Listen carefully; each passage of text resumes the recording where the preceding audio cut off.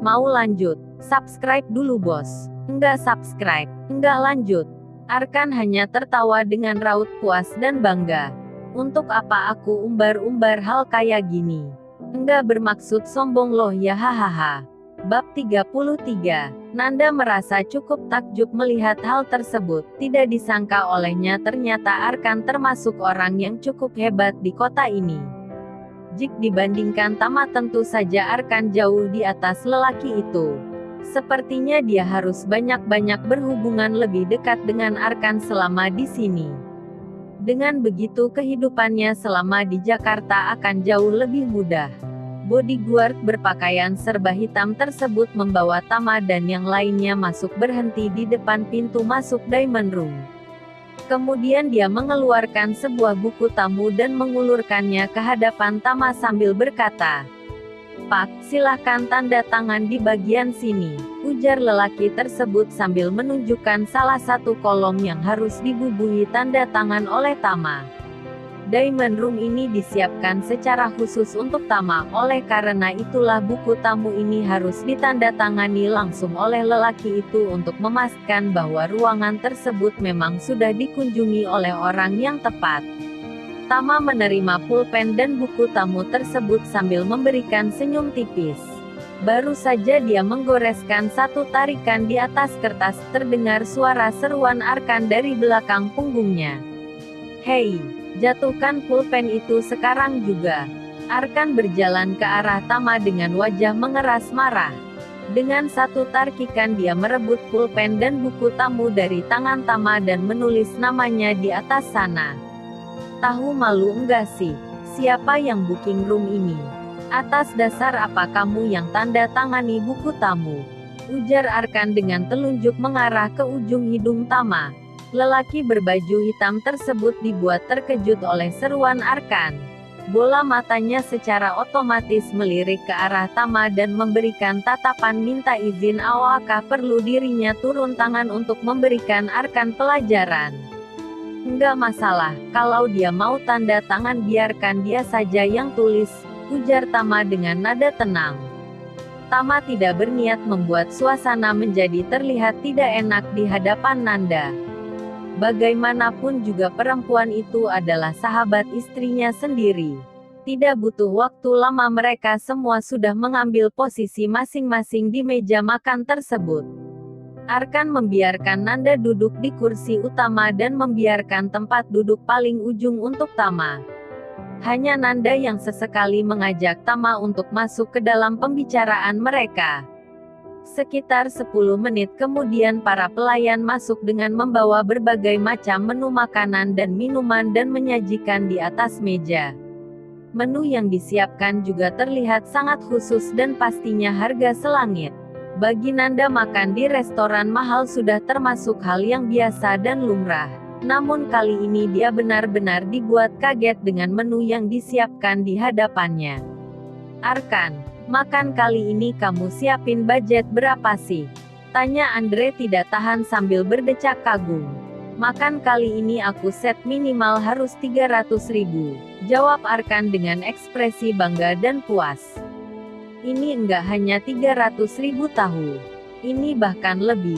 Hanya win ini saja bahkan sudah lebih dari 300.000.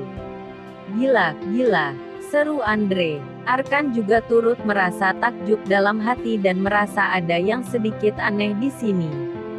Memikirkan perlakuan lelaki berbaju hitam tadi yang terlihat sangat hormat sepertinya atas perintah dari Mr. Johan.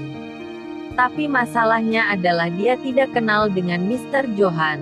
"Arkan, thanks ya sudah siapin semuanya," sahut Nanda dengan mata berbinar pada Arkan. Penilaian dirinya pada Arkan sedikit bertambah. "Enggak masalah, ini memang sudah seharusnya kan?" jawab Arkan ketika mendengar ucapan terima kasih Nanda.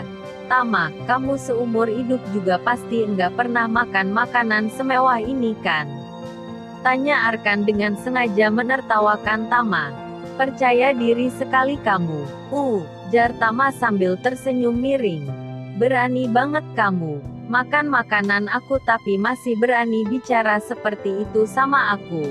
Kalau kamu pernah makan makanan semahal ini aku berani kasih kamu potong leher aku dan jadiin kepala aku bola futsal kamu deh. Ujar Arkan lagi. Tama hanya tertawa tanpa menanggapi ucapan Arkan. Biarkan saja lelaki itu berpikir sesuak hatinya. Makanan seperti ini sudah bosan dia makan sejak kecil. Kehidupannya semasa kecil dulu tidak akan bisa dibayangkan oleh orang biasa seperti Arkan ini. Menu-menu di hadapannya ini bahkan sudah biasa dimakan oleh pelayan rumahnya. Vivian yang melihat Tama yang terkesan tidak tahu malu dan tidak mau kalah tersebut ikut memberikan komentar pedasnya pada lelaki itu. Orang kaya kamu gini berani banget sih bicara dengan nada songong seperti itu dengan kakakku. Sudah kasih kamu makan gratis tapi kamu masih enggak tahu malu.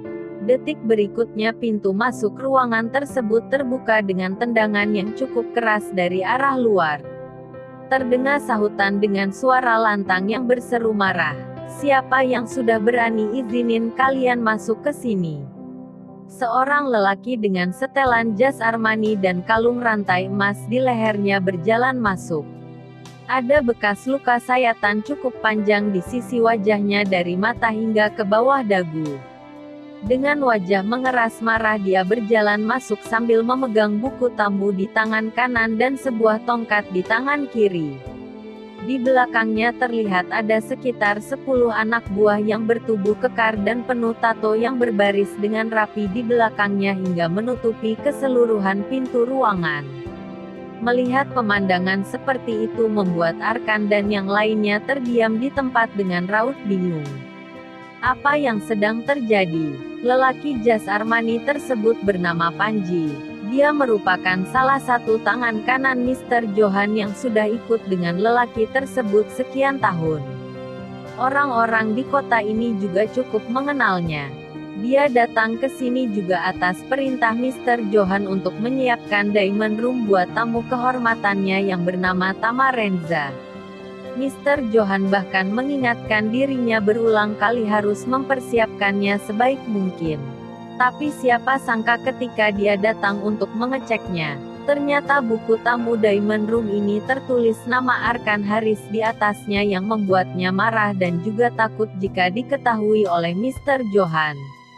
Dia marah karena orang yang bernama Arkan Haris ini merebut ruangan yang sudah dia siapkan untuk tamu kehormatannya nanti. Panji juga khawatir bagaimana jika tamu tersebut tiba-tiba datang. Masalahnya adalah Diamond Room di hotel ini hanya ada satu. Arkan berdiri dari duduknya dan berkata, "Kalian mau ngapain? Room ini saya yang booking. Kalian ngapain ribut di sini?" "Kamu yang namanya Arkan," ujar Panji dengan nada suara penuh peringatan. Arkan hanya menganggukkan kepalanya. "Iya saya," sahutnya dengan dagu terangkat tinggi. "Bawa dia ke hadapan saya. Sekarang," perintah Panji dengan nada dingin. Dua orang anak buah Panji yang mendengar perintah tersebut maju dan menyeret Arkan ke hadapan lelaki tersebut. "Kalian mau ngapain? Lepasin!" seru Arkan melawan. "Sampah! Diam!" seru salah satu anak buah Panji sambil menendang lutut Arkan hingga lelaki tersebut berlutut dengan sebelah lututnya di hadapan Panji. Panji menyapa Arkan dari atas kepala hingga ujung kaki dengan pandangan dingin dan penuh penilaian. Plak! Tanpa sempat menghindar Arkan mendapat sebuah tamparan cukup keras dari buku tamu yang ada di tangan Panji barusan. "Siapa yang kasih kamu izin masuk ke room ini ha?" marah Panji. "Salah paham, hanya salah paham. Private room ini sudah saya booking duluan. Tagihan 300.000 juga sudah dibayar lunas," jawab Arkan berusaha mengeluarkan nada setenang mungkin. "Apa yang kalian lakukan? Room ini Arkan sudah booking duluan. Kalian tahu etika enggak?" sela Andre. Panji mendengus dan membuang ludahnya ke lantai kemudian melayangkan tamparan lagi ke pipi Arkan. 300.000. "Private room. Ini Diamond Room. Sampah kayak kamu gini mana bisa masuk sini?" Semua orang yang ada di ruangan itu terdiam dan membelalak kaget ketika mendengar ucapan Panji. Diamond Room, pantas saja kelihatan mewah sekali. Menu yang disajikan juga bukanlah sembarangan menu. Ternyata bukan private room biasa. Keringat dingin mengalir dari kening Andre ketika mengetahui dia berada di dalam Diamond Room. Dia tidak pernah membayangkan masuk ke dalam ruangan ini apalagi makan di sini. Kak, kamu bukannya kenal sama Mr. Johan? Cepat jelasin ke mereka kalau kamu di sini juga karena hubunganmu dengan Mr. Johan. Ujar Vivian dengan nada terdengar panik.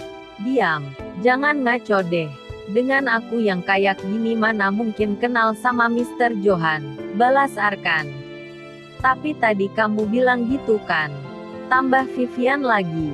Nanda melihat adu mulut kakak adik tersebut di depannya dan menyadari apa yang dikatakan Arkan sedari tadi hanyalah bualan belaka. Dalam hati mendadak merasa sedikit kecewa. Panji mendengus lagi dan berkata, "Cih, berani-beraninya kamu bawa nama Mr. Johan, sudah bosan hidup hah? Beresin bofah ini, kasih dia pelajaran," perintah Panji sambil menegakkan badannya. Sedetik kemudian kedua tangan Arkan dan leher tersebut ditahan oleh anak buah Panji disusul dengan pukulan telak dari Panji dengan tongkat yang berada di tang kirinya. "Aduh, tanganku," pekik Arkan kesakitan. Setelah jeritan penuh kesakitan tersebut lelaki itu pingsan tidak sadarkan diri. Melihat kejadian tersebut wajah Andre dan Vivian memucat dan panik. Mereka pikir Arkan yang akan menyelamatkan mereka dari Panji tapi ternyata dewa penolong mereka tengah pingsan saat ini. Nanda juga tidak jauh berbeda, tubuhnya gemetar ketakutan dan beringsut sembunyi di belakang tubuh Tama. "Gimana nih? Mereka enggak bakal bunuh kita kan?" Tama menepuk pundak perempuan itu menenangkan sambil berkata, "Tenang, enggak perlu takut. Ada aku kok, enggak bakal ada yang berani macam-macam sama kamu." Nanda menatap Tama penuh rasa terima kasih. Meski dia tahu Tama tidak punya kemampuan untuk melawan Panji dan anak buahnya. Tapi dia tetap merasa jauh lebih tenang ketika mendengar kalimat tersebut. Di sisi lain Panji menendang Arkan sambil ngedumel, "Enggak berguna. Pengecut." Kemudian dia mengalihkan tatapannya pada Andre. "Dan kamu, tadi kamu bilang aku nggak ada etika kan? Sini, bersambung. Nantikan cerita selanjutnya. Jangan lupa like, share dan subscribe channel ini. Dan jangan lupa klik tanda lonceng agar kamu tidak ketinggalan."